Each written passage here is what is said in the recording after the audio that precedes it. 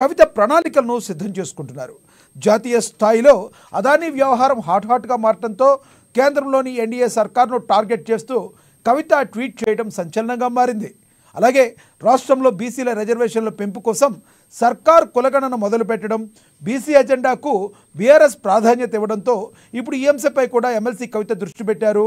పూలే front పేరుతో జాగృతి ఏర్పాటు చేసిన వేదికతోనే బీసీలకు చేరువయ్యేలా కార్యాచరణ అమలు చేసేందుకు రెడీ అయ్యారు. కాగా ఈ నెల 29న బీఆర్ఎస్ నిర్వహిస్తున్న దీక్షా దివస్ సందర్భంగా నిజామాబాద్లో జరిగే కార్యక్రమానికి కవిత హాజరు కానున్నారు. అదే రోజు నుంచి ఇక ప్రజాక్షేత్రంలోకి క్రియాశీలకంగా ఉంటూ పోరు బాట పట్టాలని ఆవిడ భావిస్తున్నారు. కవిత పొలిటికల్గా రీఎంట్రీ ఇవ్వడంతో బీఆర్ఎస్లో ఉత్సాహం నెలకొంటుందా? కవిత విషయంలో కాంగ్రెస్ బీజేపీలు ఎలా స్పందించనున్నాయి? కవిత రీఎంట్రీ ఇచ్చినా ప్రజల్లో మునుపటి గౌరవం కవితకు దక్కుతుందా? ఇదే అంశం గురించి ఈరోజు చర్చను కొనసాగిద్దాం. చర్చలో పాల్గొనేందుకు మనతో సిద్ధంగా ఉన్నారు బీఆర్ఎస్ నేత రామ్మోహన్ గారు మనతో జూమ్ కాల్లో అందుబాటులో ఉన్నారు. అదేవిధంగా కాంగ్రెస్ నేత కత్తి వెంకటస్వామి గారు మనతో జూమ్ కాల్లో అందుబాటులోకి వస్తారు. రాజకీయ విశ్లేషకులు పాపిరెడ్డి గారు కూడా మనతో జూమ్ కాల్లో అందుబాటులో ఉన్నారు. ఇక బీజేపీ నేత కర్లపూడి రాఘవేంద్రరావు గారు కూడా మనతో జూమ్ కాల్లో అందుబాటులోకి వస్తారు. ముందుగా బీఆర్ఎస్ నేత రామ్మోహన్ రావు గారితో మాట్లాడదాం. రామ్మోహన్ రావు గారు నమస్తే అండి. రామ్మోహన్ గారు నమస్కారం అండి. రామ్మోహన్ గారు, కవిత మళ్ళీ ఎమ్మెల్సీ కల్వకుంట్ల కవిత మళ్ళీ రీఎంట్రీ ఇవ్వడాన్ని మీరు ఎలా చూస్తారు? ప్రజల్లో ఇది మునుపటిలాగా తిరిగే అవకాశం కనిపిస్తుందంటారా? ఖచ్చితంగా కవిత గారిది రీఎంట్రీ ఏం కాదు. ఎందుకంటే ఎక్కడ గ్యాప్ రాలే కాబట్టి కొద్దిగా ఈ రాజకీయ కోణాలతోటి, రాజకీయ సంబంధించిన కేసులతోటి ఒక 5-6 నెలల పాటు దూరం ఉన్నారు అంతే. మాత్రమే రాజకీయాలు ఎక్కడ తప్పుకోలేదు. రాజకీయాలకు సుదీర్ఘకాలంగా దూరంగా ఉండి మళ్ళీ వస్తే రీఎంట్రీ అనే కవిత బీఆర్ఎస్ పార్టీ కుటుంబ సభ్యురాలు. పార్టీ ప్రజలకైతే చాలా గ్యాప్ వచ్చినట్టు అనిపిస్తుందండి. మీ పార్టీ అనిపించకపోవచ్చు. విషయం తెలుసు, విషయం అందరికి తెలిసిన విషయం. పత్రికల్లో అన్ని ప్రముఖంగా రావడం జరిగింది. రాజకీయ కోణాల్లో ఎక్కడ పొరపాటు జరిగింది అనేది మేము కూడా సమీక్షించుకుంటున్నాం. ఖచ్చితంగా దీనికి కారణాలయ్యి ఏ కారణాలతో ఇట్లా జరిగింది అనేది మేము విశ్లేషణ చేసుకొని పూర్తి స్థాయిలో సచివులుగా బయటికి రావడం జరుగుతుంది. కవిత గారు ప్రజాక్షేత్రంలో మొట్టమొదటి నుంచి ఉన్నారు. ఈ రోజు తెలంగాణ ఉద్యమ విషయంలో వారి నాన్నగారికి పూర్తిగా సపోర్ట్ చేసి తెలంగాణ వాదాన్ని బలంగా అంతర్జాతీయ స్థాయిలో తీసుకెళ్లడం జరిగింది. బతుకమ్మ పండుగ విశేషంగా తెలంగాణ ప్రాంతంలో పువ్వులను పూజించే సంస్కృతిని ప్రపంచమంతా చాటి చెప్పి తెలంగాణ యొక్క సెంటిమెంట్ బలంగా అన్ని దేశాల్లో మన ప్రవాస భారతీయులకు వినిపించి వారిని కూడా తెలంగాణ వైపు తీసుకొచ్చే విధంగా కవిత గారు ఎన్నెల్లి కృషి చేయడం జరిగింది. తెలంగాణ వ్యాప్తంగా ఈ యొక్క తెలంగాణకు సంబంధించిన రాష్ట్ర సాధన విషయంలో ఇప్పుడు కూడా కొంచెం కొద్దిగా గ్యాప్ వచ్చింది, అది వాస్తవం. తప్పకుండా మళ్ళీ క్రియాశీలంగా మారబోతున్నారు. రీఎంట్రీ కాదు, క్రియాశీలంగా మారబోతున్నారు. ఖచ్చితంగా అన్ని కార్యక్రమాలు పాల్గొంటారు. మొన్ననే సమావేశం కూడా జరిగింది. తెలంగాణ జాగృతి సంబంధించిన ముఖ్య నాయకుల సమావేశం జరిగింది హైదరాబాద్ లో.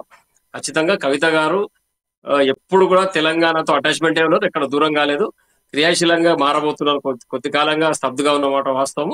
రీఎంట్రీ కాదు, ఇది క్రియాశీలంగా కాబోతున్నారు అంతే. ఎందుకంటే జరిగిన సంఘటనలు మనం చూసినాం కాబట్టి అందుబాటులో లేరు కాబట్టి. అందుబాటులో ఉంటే మళ్ళీ ఎప్పుడు యథావిధంగా మా ఒక వర్కింగ్ ప్రెసిడెంట్ గారి మాదిరిగానే మా మిగతా కార్యకర్తల బీఆర్ఎస్ కార్యకర్తల మాదిరిగా వారు కూడా తెలంగాణ కొరకు తెలంగాణ ప్రజల యొక్క ఆకాంక్ష నెరవేరే విధంగా, ఇక్కడ సబ్బండ వర్గాలకు న్యాయం చేయ విధంగా ఈ యొక్క ప్రభుత్వాన్ని వారి యొక్క దమన నీతిని ఎండగట్టే విధంగా వాళ్ళు పనిచేస్తారు. దాంట్లో ఎలాంటి డౌట్ లేదు. ఇప్పుడు కూడా అంతే. తెలంగాణ వ్యాప్తంగా మళ్ళీ పర్యటన చేయబోతుంది కవిత గారు. ఖచ్చితంగా తెలంగాణ జాగృతి మళ్ళీ యాక్టివేట్ అవుతుంది. పార్టీకి అనుబంధంగా పనిచేస్తారు. ఎట్టి పరిస్థితుల్లో ఈ యొక్క కాంగ్రెస్ పార్టీకి సంబంధించిన 6 గ్యారెంటీలు అమలు చేసే విధంగా తెలంగాణలో రాబోయే రిసోర్సెస్ మార్పులు చేర్పుల గురించి కూడా విస్తృతంగా పార్టీ చర్చించడం జరుగుతుంది. భవిష్యత్ కార్యాచరణ రూపొందించుకుంటా మళ్ళీ ముందుకు పోతాం.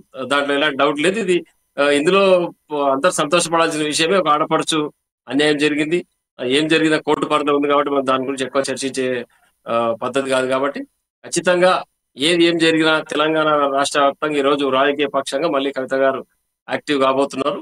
తప్పకుండా కార్యకర్తలకు అందుబాటులో ఉంటారు. తెలంగాణ ప్రజలకు కూడా అందరికి కూడా అందుబాటులో ఉంటారు. మోహన్ గారు, ప్రధానంగా చూసుకుంటే కవిత గారు యాక్టివ్ అవడాన్ని ఆపోజిట్గా ఉన్న కాంగ్రెస్ బీజేపీ పార్టీలు ఎలా చూస్తున్నాయి అంటారు?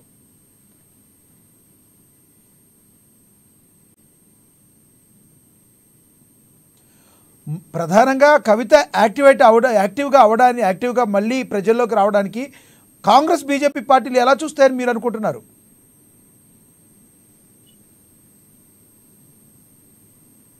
రామ్మోహన్ గారు, ఖచ్చితంగా ఇప్పుడు రాజకీయంలో ఏముంటదండి, ప్రతిపక్షాలు కామన్ గా ఆ, ఆ, ప్రధాన ప్రతిపక్షం బీఆర్ఎస్ పార్టీ కాబట్టి ఈ రోజు భారతీయ జనతా పార్టీ అయితే ప్రజాక్షేత్రంలో లేదు. 8 మంది శాసనసభ్యులు, 8 మంది పార్లమెంట్ సభ్యులు విజయం సాధించిన పార్టీ పెద్దగా యాక్టివ్ లేదు. కేవలం కిషన్ రెడ్డి గారిని అక్కడ కూర్చోబెట్టి డమ్మి కీలుబొమ్మలాగా మార్చి ఆయన కూర్చోబెట్టి జరిగింది గద్దె పైన. వారి పర్యటన ఎక్కడ లేదు. కేవలం హైదరాబాద్ వదిలిపెట్టి రావడనే యొక్క అబాదు ఆది నుంచి ఉంది ఆయన పైన. ఆయన కూడా అంతే, రాష్ట్రంలో ఎక్కడ పర్యటించేది అవసరం లేదు, పర్యటించాల్సిన అవసరం లేదు ఆయన అనుకుంటాడు. పార్టీ కూడా అంతే, కార్యకర్తలకు అందుబాటులో భారతీయ జనతా పార్టీ.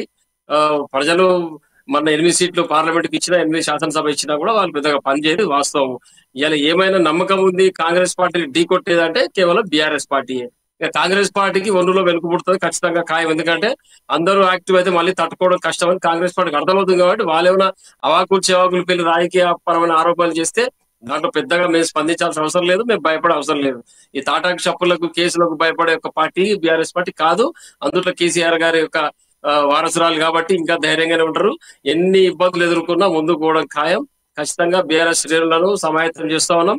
పార్టీ పరంగా, జాగృతి పరంగా పెద్ద ఎత్తున ఆందోళన కార్యక్రమం చేపడతాం. రేపు 29న జరిగే మహాధర్నాకు కూడా వారు ఇచ్చేస్తా ఉన్నారు.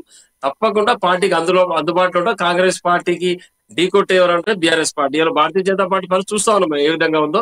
పార్లమెంట్ సభ్యులు అడ్రస్ లేకుండా ఉన్నారు, ఎవరు ఎక్కడ ఏ విషయం వరకు మాట్లాడేది లేదు. ఎందుకంటే పార్టీ లైన్ వారు, మన కాంగ్రెస్ పార్టీకి సంబంధించిన రేవంత్ రెడ్డి గారు మీరు మరి లోపాయికార ఒప్పందం చేసుకొని మీరేం మాట్లాడవద్దు, నేను మాట్లాడతా, ఆయన ఆయన మరి ఇద్దరి లోపాయికార ఒప్పందం జరిగినట్టు అది. కాబట్టి వారు పెద్దగా ప్రతిపక్షంగా ఎలాంటి పాత్ర పోషించడం లేదు.